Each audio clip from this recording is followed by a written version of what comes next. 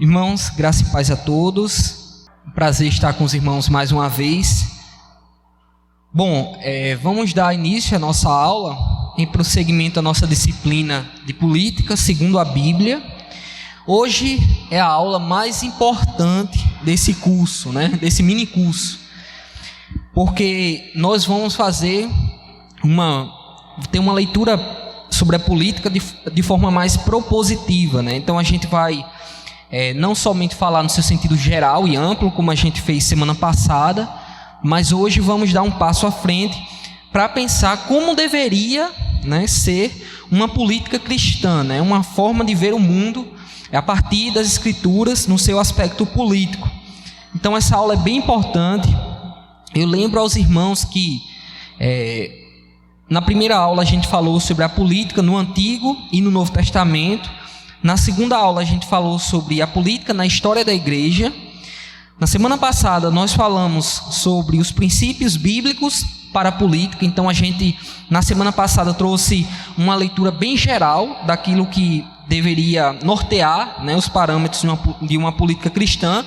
Mas foi uma aula bem, digamos assim, ampla, sem ser de forma mais propositiva. E hoje a gente vai tentar dar um passo mais propositivo. E semana que vem, que será a nossa última aula, a gente vai falar sobre a soberania de Deus e a resistência ao Estado. Então, essa aula também vai ser bem importante, que a gente vai estudar o que Calvino, em certo sentido, começou a desenvolver na época da Reforma Protestante, no que tange a doutrina da resistência ao Estado. Bom, vamos dar início então à aula de hoje. Eu peço aos irmãos que tenham toda a atenção para acompanhar o raciocínio, porque eu vou trazer algumas obras e também fazer alguns apontamentos em relação à história da igreja e dentro da modernidade, para propor uma política cristã, uma visão cristã de política, Bom, na modernidade nós fomos, em certo sentido, ensinados que a política deveria ser neutra, de que a religião não deveria ser trazido para o âmbito político, público. Mas nós falamos isso várias vezes aqui, que isso não é possível, porque não existe neutralidade. Na verdade, toda ordem social é fundamentalmente um sistema religioso. Então, antes de alguém fazer alguma coisa, tomar decisões políticas, ela tem uma forma de enxergar o mundo, tem uma forma religiosa de enxergar o mundo ou aprender o seu conhecimento sobre a realidade. Então, quando alguém afirma que o ser humano tem uma dignidade intrínseca que deve ser respeitada, isso é uma visão de mundo que tem um fundamento religioso, porque isso não pode ser provado e isso deve ser aceito como sendo verdade. E, obviamente, nesse sentido, nós temos uma influência no Ocidente, uma influência judaico-cristã muito forte, em que os 10 mandamentos e o ensino de Cristo, em geral, norteou muito daqueles valores fundamentais, morais, éticos que nós temos na modernidade, na história do Ocidente. Então, nesse sentido, toda ordem social é fundamentalmente um sistema religioso, uma forma de enxergar o mundo. Então, toda vez que alguém propõe uma ideologia, ela tem uma forma de enxergar o mundo como sendo melhor em detrimento de outra. E assume isso de forma religiosa, ou seja, de forma crida, não necessariamente comprovada. Ela propõe aquilo e seus seguidores, as pessoas que assim concordam, seguem aquela interpretação e aquelas proposições dentro daquela ideologia. E o que acontece na modernidade é que há o processo de secularização, que a gente já falou, em que, em geral, Deus ele é retirado, ou o ensino cristão, o ensino religioso eclesiástico, ele é retirado do cenário público e há uma separação entre igreja e Estado, e isso é importante, mas que também representou, quando o secularismo avançou, deixou de ser só uma noção de laicidade para se tornar um laicismo em que a religião deveria ser tirada do âmbito público, se tornou algo bastante agressivo para todos aqueles que assumem proposições religiosas, Tem uma visão de mundo religiosa no sentido de adotar as escrituras ou qualquer outro livro religioso.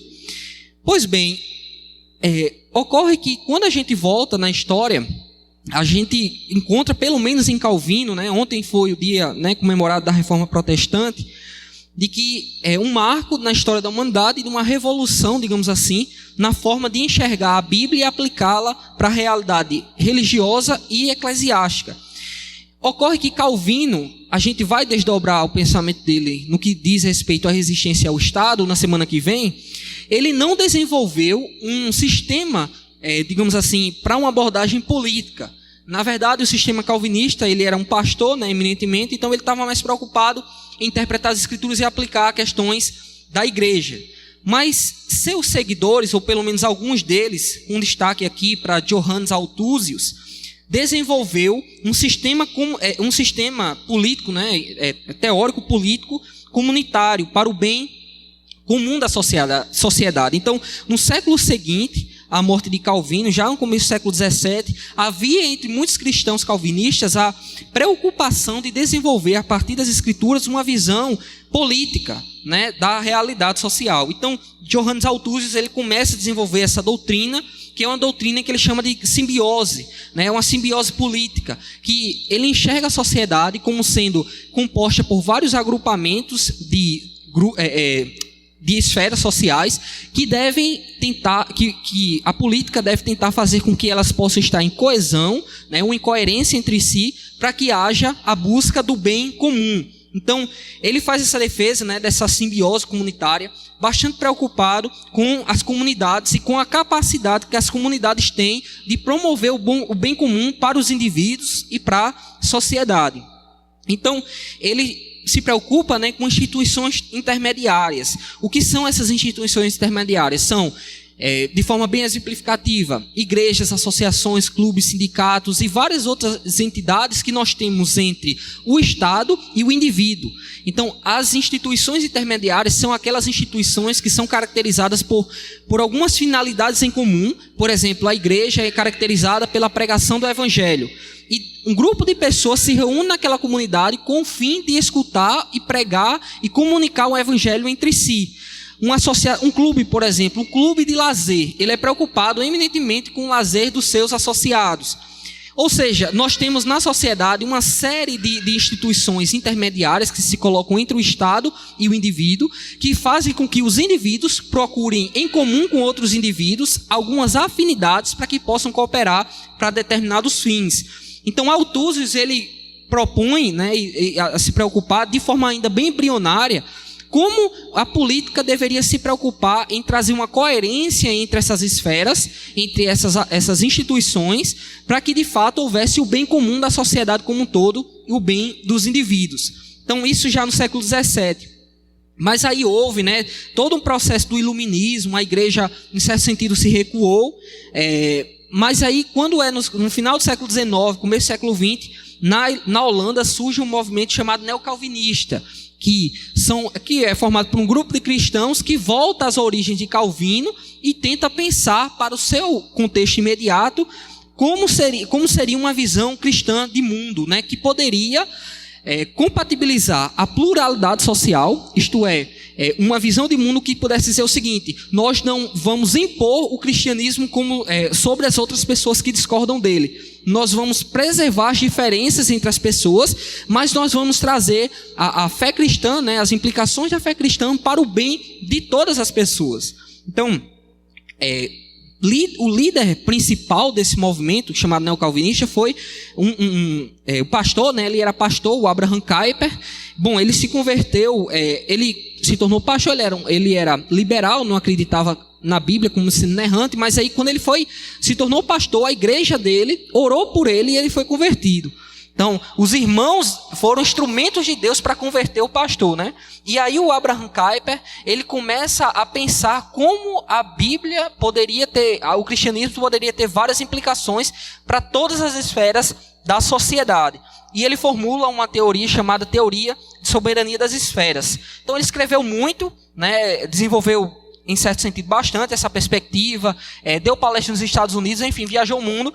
E o importante é que ele chegou, de forma bem prática, ele chegou a ser primeiro-ministro da Holanda, né, entre 1901 e 1905. Então nós tivemos um pastor que deixou o pastorado, se tornou político, né, um dos principais políticos de sua época, e se tornou primeiro-ministro da Holanda. Então na Holanda, diga-se de passagem, vários partidos políticos são cristãos, né? Tem uma influência muito forte cristã, né? E que tenta pensar no bem comum de todos. Bom, de toda forma, ele formulou essa teoria da soberania das esferas em que ele afirmava que Deus é a fonte de toda autoridade. E a autoridade de cada esfera vem de Deus. Então, a autoridade da igreja vem de Deus. A autoridade do Estado vem de Deus. A autoridade das empresas vem de Deus. Em sua respectiva esfera de competência. Então, o Kuyper aqui estava discordando daquela doutrina católico-romana que dizia que o Estado deveria se colocar sob a ingerência, né, ou a orientação da igreja, e a igreja só se submetia a Deus e não ao Estado. E o Estado, de forma subsidiária, poderia ajudar as outras esferas que precisassem. Então, Abraham Kuyper, ele discorda disso e vai dizer, na verdade, nem o Estado está sobre a igreja, né? Sobre no sentido assim, de se colocar como sendo um ente ou uma esfera superior à igreja, né? Na verdade, todas estão no mesmo patamar e todas estão ligadas a Deus, e é Deus que estabelece a sua soberania e deriva a sua autoridade sobre aquelas esferas. Mas essas esferas só têm autoridade nas suas áreas de competência. Então, por exemplo, a igreja não deve atuar no sentido de fazer com que tomar as prerrogativas do Estado, por exemplo. Nem vice-versa, o Estado não deve atuar e tomar as prerrogativas da igreja. Então, cada esfera tem uma área própria de responsabilidade que deriva diretamente de Deus, né? O Estado pode interferir nas esferas quando entram em conflito entre si para defender os mais frágeis e para cobrar os tributos. Então, algo importante aqui é que o Kuyper, ele entendia sim que o Estado, quando as esferas entram em colisão, né, em rota de colisão por algum problema, o Estado, sim, ele pode agir no sentido de interferir e trazer alguma instabilidade. Então, o Estado, ele de fato age como árbitro dentro das esferas. Mas ele não é superior às esferas da sociedade. Por quê? Porque ele tem competências diferentes das outras esferas. O que qualifica a esfera do Estado? É aquilo que a gente já falou semana passada, a retribuição. É dar aos bons aquilo que é bom, aquilo que de fato é adequada retribuição por seus atos bons, e dar aos maus aquilo que de fato lhe compete, que é a punição. Então o Estado, ele tem essa prerrogativa, essa necessidade de enxergar e atribuir a cada um o que é devidamente seu. Tem uma imagem aqui que eu coloquei nos slides, essa que está passando aí, que nós temos uma ilustração do que seria essa teoria da soberania das esferas, né? Deus lá em cima e esses vários fios ligando as várias esferas da sociedade. Por quê? Isso é importante. Porque um verdadeiro calvinista reformado, né, que palavra tão na moda hoje em dia, o que marca um reformado de fato?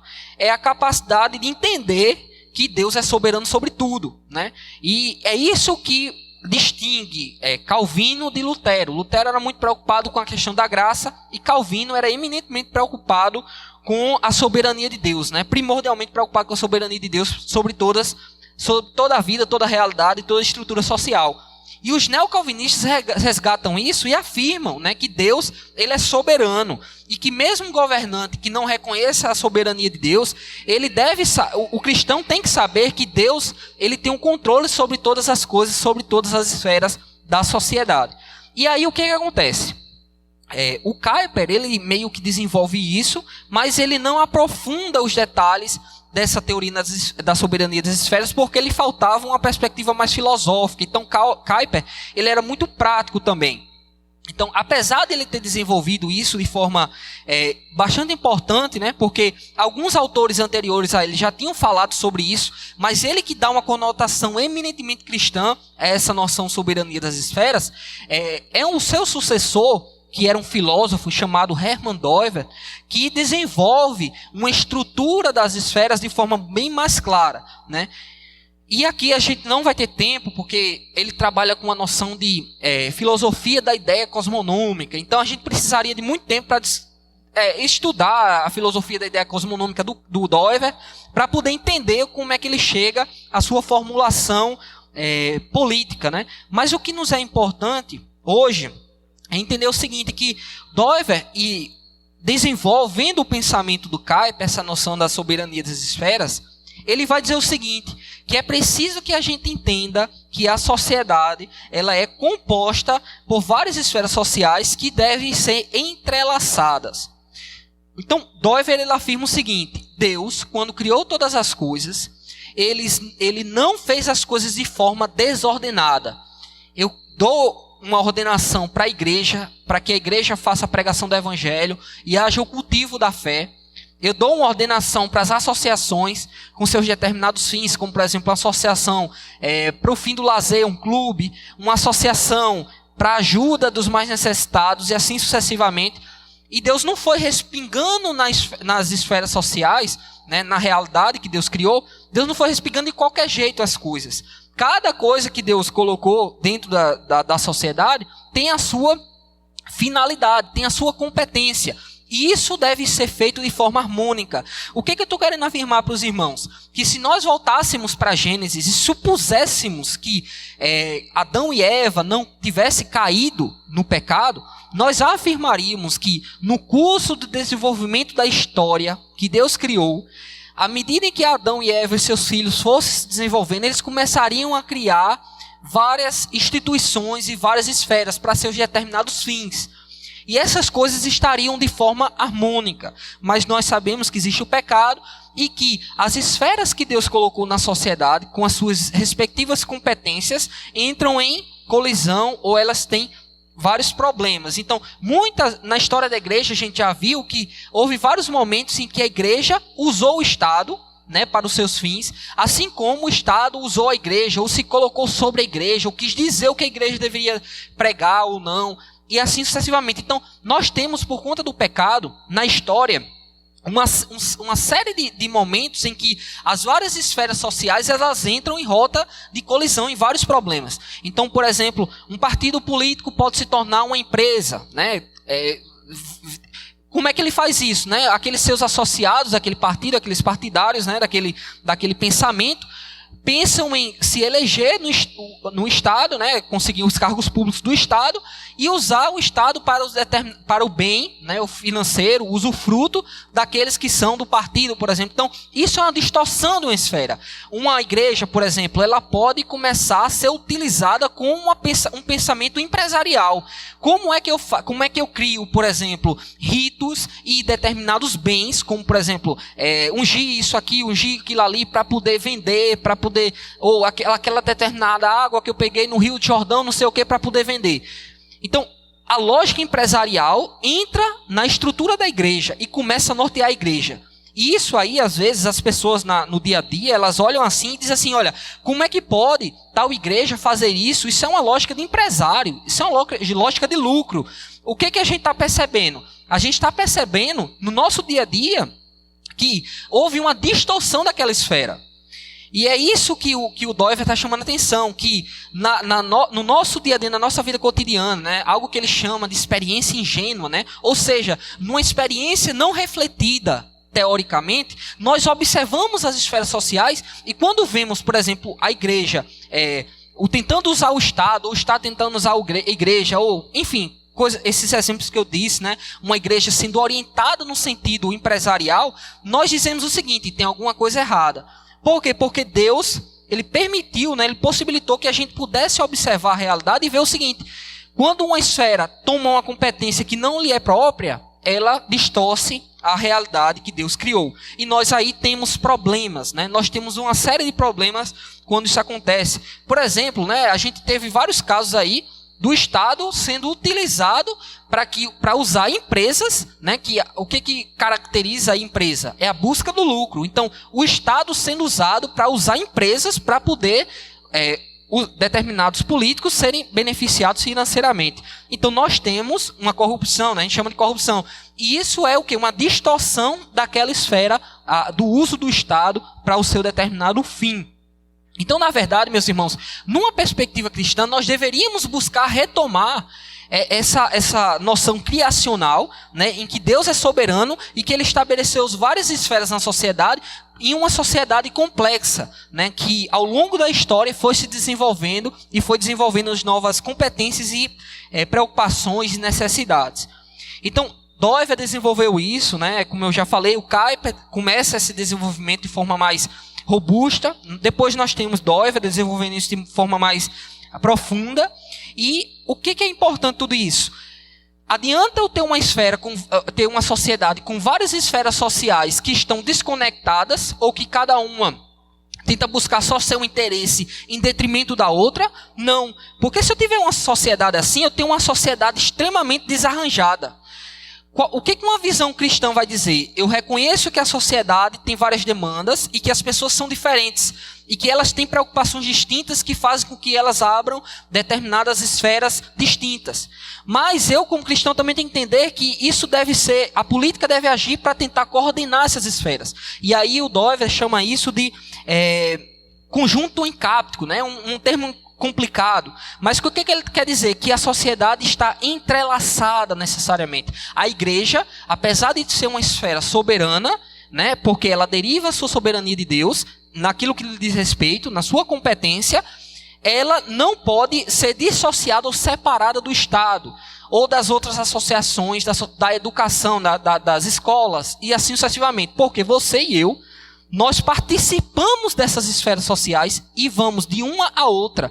Por exemplo, você está aqui hoje na igreja com a finalidade de adorar a Deus e amanhã você está no seu trabalho, se for uma empresa, ajudando na busca daquela empresa do lucro. E assim sucessivamente. Então, o indivíduo ele participa das várias esferas e ele acaba perpassando com vários interesses numa sociedade complexa as várias esferas e incompetências que são comuns àquele determinado grupo que caracteriza aquela esfera. E o que é importante? O que a política, uma política cristã, uma visão cristã de política deveria pensar? Como eu faço para coordenar essas esferas da melhor maneira possível? Para que haja o florescimento da sociedade e o melhor para todos os indivíduos, certo? Sempre pensando nisso, uma política cristã está preocupada com o melhor para todos os indivíduos. Então, o Doiver ele propõe, né, que é necessário que haja união, confiança, reciprocidade e cooperação entre os indivíduos e entre as esferas. Bom, vamos aplicar isso aqui que a gente já falou, a gente falou de forma teórica, vamos pensar algumas implicações em relação a isso. Em primeiro lugar, não há nenhum partido ou projeto de poder, pelo menos no Brasil, né, hoje em dia, que se preocupe com isso aqui ou tenha uma visão como essa. Além disso, quase nenhum cristão tem uma visão da necessidade que a gente tem de se preocupar com as comunidades. Veja que a gente teve um período da história em que determinadas ideologias estavam extremamente preocupadas com a sociedade como um todo, né? Então, como é que eu faço para pensar a sociedade como um todo? Nós temos um socialismo.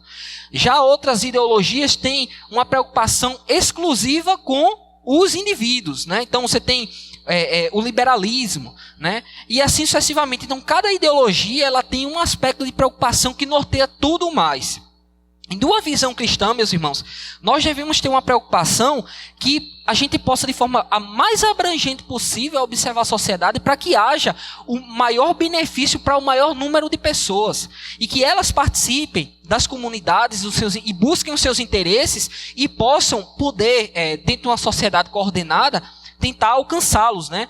Bom, isso seria, né, aí de uma perspectiva neocalvinista, em linhas gerais, uma visão cristã sobre a política moderna. Então, o fundamento religioso humanista, que a gente já falou, dos polos políticos modernos, não possibilita que o cristão se identifique como de direita ou de esquerda. Então, de direita e de esquerda, como eu já falei, são sinal de trânsito, né? Eles não podem identificar o cristão.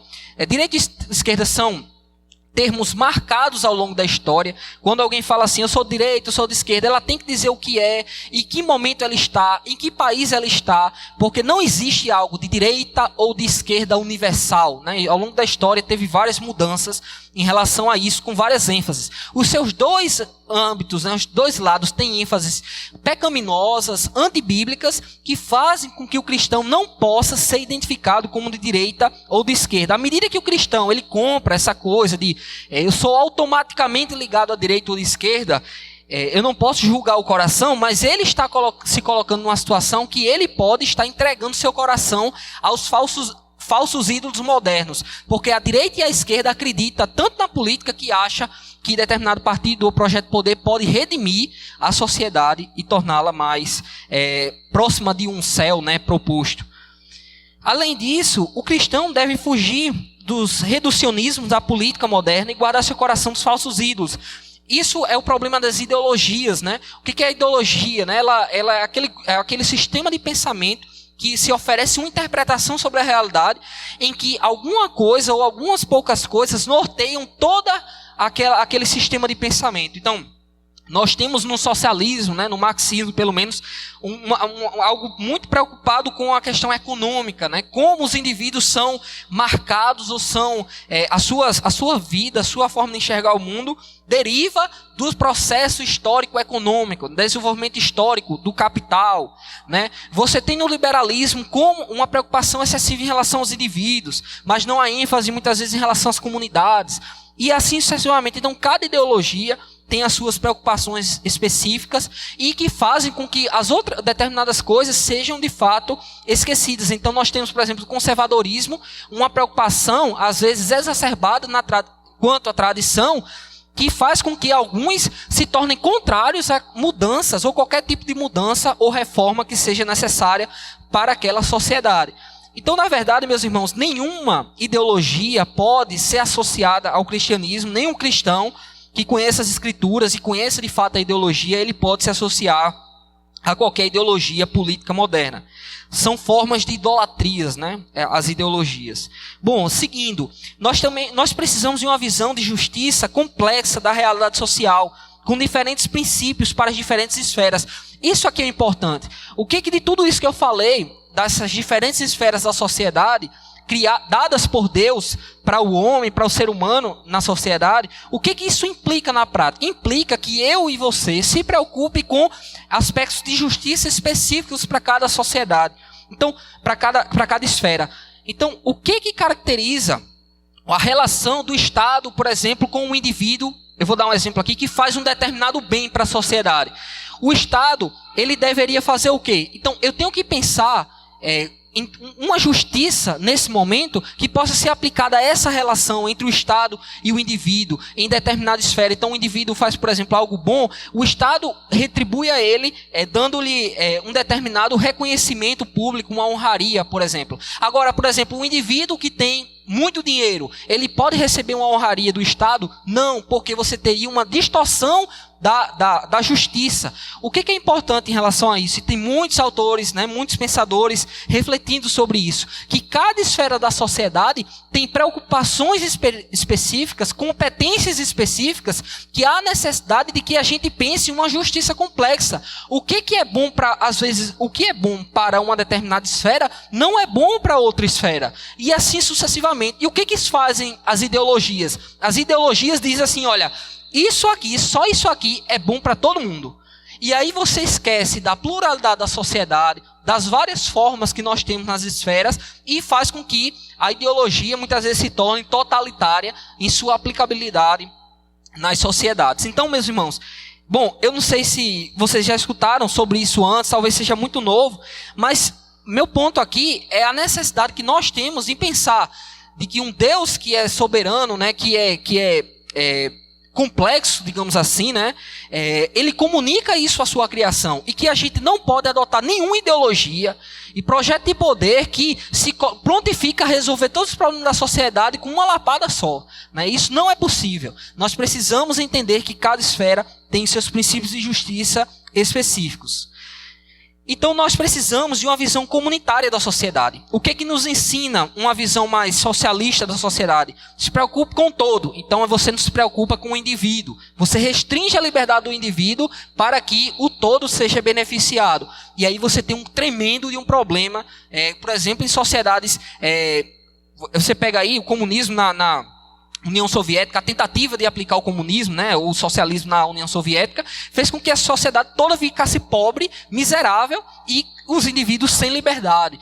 Por outro lado, nós temos um grande problema no Ocidente, de que há uma preocupação tão grande na liberdade do indivíduo, que a gente chega ao ponto de esquecer a necessidade que nós temos a comunidade e pensar na sociedade. Então, por exemplo, quando alguém fala hoje em dia na nossa sociedade, sobre sacrifício, a necessidade de nós nos sacrificarmos usando uma máscara pelo bem do outro, alguém diz assim, de forma nenhuma.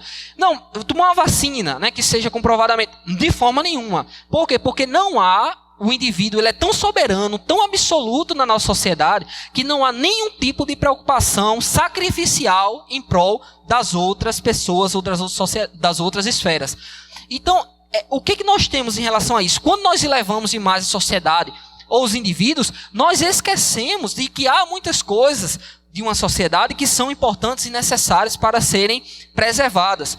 E que se a gente tivesse uma ênfase mais comunitária na sociedade, isso poderia ser mais adequado. Porque, no fim das contas, quem ajuda o indivíduo na necessidade específica é uma comunidade que se prontifique, um grupo de pessoas pequenas que se prontifique a estar ali. Né? E é isso que gera aquilo que são as competências morais, né?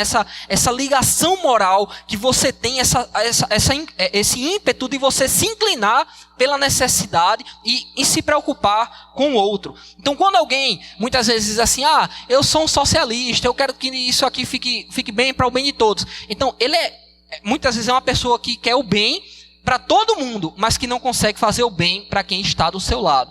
Né? Então, isso é muito preocupante e isso deve ser rejeitado de uma perspectiva cristã. Vamos seguir. Ano passado nós tivemos a publicação de um texto de um autor que era foi ex-senador, que é neocalvinista na Holanda, né? Ele veio aqui até o Brasil, do Royal Kuiper, que ele desenvolveu ainda um pouco mais uma perspectiva cristã no que diz respeito a essa preocupação em relação às comunidades. Então ele escreveu esse livro chamado Capital Moral, em que ele trabalha com esse conceito de capital moral, em que ele quer dizer o seguinte: a capacidade individual e coletiva de estar junto ao próximo e ao mundo de uma forma preocupada. Então, o que uma visão cristã política se propõe, né? Se propõe a preservar as várias comunidades, as várias esferas da sociedade, de forma que os indivíduos que participam dessas esferas se preocupem com o outro. Percebe como isso é diferente? O indivíduo ele não está preocupado em revolucionar a sociedade como um todo de uma vez. O indivíduo não está preocupado apenas com a sua vida. O indivíduo está preocupado pelo menos com aqueles que ele pode poder estender a sua mão e fazer o bem, certo? Então, isso cria o quê? Isso cria comprometimento comunitário entre as pessoas dentro daquelas esferas sociais, e isso cria inclinações morais de você estender a mão e ser sacrificial em prol dos outros. Então, e aí o Royal Kuiper trabalha como é que o Estado pode ajudar nesse sentido, como é que a igreja pode ajudar nesse sentido, como é que as esferas da sociedade como um todo pode ajudar nesse sentido de promover essa relação moral estreita, né, de comprometimento mútuo entre os indivíduos e entre as comunidades. Então, o Royal Kuiper diz que é preciso estabelecer relações morais substanciais que capacitem a criação e fortalecimento de vínculos, né, entre as comunidades. E aí ele define uma ética solidária, que possibilite mais confiança interpessoal e interinstitucional. Meus irmãos, escutem bem o que eu vou dizer. A gente chegou, digamos assim, num ponto de ruptura, ou pelo menos a gente já está chegando no ponto de ruptura de uma perspectiva liberal sobre a vida, em que o indivíduo é absoluto. Vou dar um exemplo muito claro, algo que tem sido chamado de fascismo identitário. O que é o fascismo identitário, que está muito ligado às pautas à esquerda hoje em dia? É a preocupação de dividir a sociedade em cada indivíduo, na sua individualidade, dividir a sociedade de forma bem específica. Então, o indivíduo é dessa cor, se ele é gordo ou se ele é magro, se ele tem tantos anos ou não tem tantos anos, e assim você vai criando uma série de categorias, a sexualidade, né, obviamente, sexualidade, se ele é do sexo A, sexo B, se ele é homossexual, se ele é heterossexual, então você precisa respeitar o indivíduo em todos os seus aspectos de individualidade, todos. Se você disser uma determinada coisa, que um aspecto do indivíduo não seja respeitado, você está sendo um totalitário, fascista, blá blá blá. O que é isso? É quando é uma percepção sobre a vida que o indivíduo é totalmente absoluto. Totalmente absoluto. Por isso que tem gente que fica falando que tem comunismo no Brasil. Comunismo no Brasil. Fala sério, na verdade o que nós temos, os dois polos políticos, é uma preocupação estrita com o indivíduo, com ênfases distintas. E que todo mundo hoje em dia só se preocupa consigo. É isso que nós aprendemos na sociedade. Então a sociedade está toda fragmentada. Por isso que quando a gente fala de polarização, Não há possibilidade de diálogo. Por quê? Porque você tem que respeitar a minha opinião em todos os aspectos. E se você discordar de um aspecto, ou se você não concordar com um aspecto da minha vida, ou criticar alguma coisa, você está perdido. Não há como comunicar. Não há diálogo, né? Como se diz, né? Não há diálogo. Né? Então, a sociedade, meus irmãos, em que nós vivemos, ela está absolutamente fragmentada, sem possibilidade de diálogo hoje em dia. O que sobra, então? Briga pelo poder. Então, sobra políticos de A ou B que estão brigando pelo poder, que implantar seu projeto de poder sobre todos aqueles que discordem. Muito simples. Não, é a ideia de passar o rodo por cima de quem discorde. Aí a democracia, isso é o quê? Uma distorção da democracia. Porque a democracia, ela deveria ser qualificada pela moral. E a moral, aí, no reconhecimento da diferença entre as pessoas e no respeito. Isso se chama liberdade de expressão. É isso que fundamenta a possibilidade de eu discordar no cenário público de determinada coisa. Mas hoje em dia nós não podemos discordar. Por quê? Porque o indivíduo é absoluto. Alguém vai ser atingido. E aí o que eu faço? Então eu não posso discordar. Eu espero que alguém implante uma visão de mundo mais ou menos semelhante a mim e passe o rodo quem discorda de mim. Então a sociedade hoje em dia virou briga pelo poder, simplesmente. Tem como mudar isso?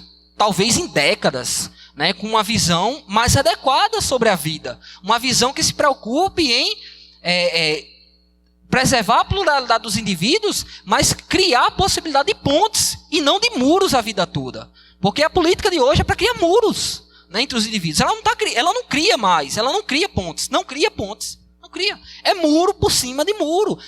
E cada partido cria os seus muros específicos para proteger os seus, em detrimento dos outros, e passa o rodo nos outros. E por que a gente não se destruiu ainda? Porque ainda a gente tem instituições que estão sendo levadas, e muitas vezes cooptadas, para levar a sociedade ao ponto de ruptura total. A gente vê nos Estados Unidos hoje pessoas armadas até os dentes para protestar, dizer que eu queria determinado direito, mas eu estou com a arma na mão. Porque se aparecer alguém que discorda, eu dou um tiro. Olha só. Então, assim, infelizmente, a política que nós temos de direita ou de esquerda, é a mesma coisa, nesse sentido, com pautas diferentes e ênfases diferentes. Somente as ênfases são diferentes. Mas a perspectiva de mundo é a mesma. Deus não existe. O que existe é uma briga pelo poder. E meu partido, se ele ganhar, meu amigo, eu prometo que eu vou passar o rodo em todos os conservadores. Eu prometo que eu vou passar o rodo em todos os progressistas. E é isso. É isso. E aí, na nossa vida cotidiana, do dia a dia, das nossas preocupações, nós não temos, muitas vezes, a capacidade de nos importar em ouvir ou se aproximar, né, com preocupação em relação ao outro. Então nós precisamos, meus irmãos, de uma perspectiva diferente em relação a esse mundo em que vivemos, né? E aí, bom, já terminando, um pastor norte-americano escreveu algo interessante, né? De que nós precisamos de uma teologia pública, uma teologia que tenha um impacto público. Pense como a fé cristã pode ser aplicada no cenário público, para o bem comum, para o bem de todos, e não somente de determinados indivíduos, não somente de determinadas comunidades. Então a política deveria, né, uma perspectiva cristã, buscar o bem de todos, ter uma teologia pública que pudesse ser aplicada para o bem máximo da sociedade. Isso implica preservar a pluralidade, ter uma visão de comunidade da sociedade e ter uma noção de capital moral, né, como eu já falei, esses vínculos de preocupação com aqueles que nos são próximos. Por fim, nenhuma crítica cristã ela pode ser total, porque apesar de a gente identificar esses problemas e querer mudanças em determinados sentidos, nós temos de reconhecer que nós temos que votar hoje. Nós não vamos votar daqui a 40, 50 anos. Então, nós precisamos ter uma crítica cristã que ela não seja de fato total e absoluta, que encontre pontos de contatos e que a gente possa de fato tentar agir no cenário público para tentar melhorar o máximo possível dentro daquilo que Deus nos deu. Sabendo, meus irmãos, que a gente não vai trazer o shalom de Deus para cá, né? O shalom de Deus completo, né? A paz divina, completa e total, só no novo céu e na nova terra. A gente só se esforça para ter o melhor, né, possível dentro da nossa realidade que estamos. Além disso, nós devemos reconciliar, reconhecer a convergência penúltima, até mesmo onde a divergência é última. Então, muitas vezes, meus irmãos, nós precisaremos, no cenário público, concordar, né, ou fazer uma certa cobeligerância, né, com aqueles que, mesmo que discordem com a gente, nos vários aspectos importantes, nos aspectos últimos sobre a vida, né, aqueles aspectos fundamentais sobre a vida, pelo menos nos aspectos mais inferiores ou menos fundamentais, a gente possa encontrar pontos de contato para poder votar daqui a uns 15 dias, mais ou menos, na nossa eleição, ou para poder, de fato, agir pressionando, né, ou interferindo na esfera pública, na opinião pública. Nós não podemos perder a escatologia, pois é preciso cultivar uma sensibilidade teológica. Então, a escatologia, nesse sentido, é muito importante para a gente saber o que vai acontecer, o que deveria ser, né, para que oriente a nossa forma de enxergar o mundo na política dos dias de hoje. E a religião, nesse sentido, direciona as decisões políticas, né? Então não existe política, não existe Estado, não existe nada neutro nesse mundo, né? Nós temos comprometimentos fundamentais que devem orientar a nossa atuação política. Por isso que, isso que eu fiz hoje foi tentar apresentar uma perspectiva, né, cristã sobre a política moderna, como é que a gente poderia pensar, refletir os nossos problemas e propor uma visão alternativa para aquilo que tem sido dito das ideologias políticas, ok? Termino por aqui, eu falo demais.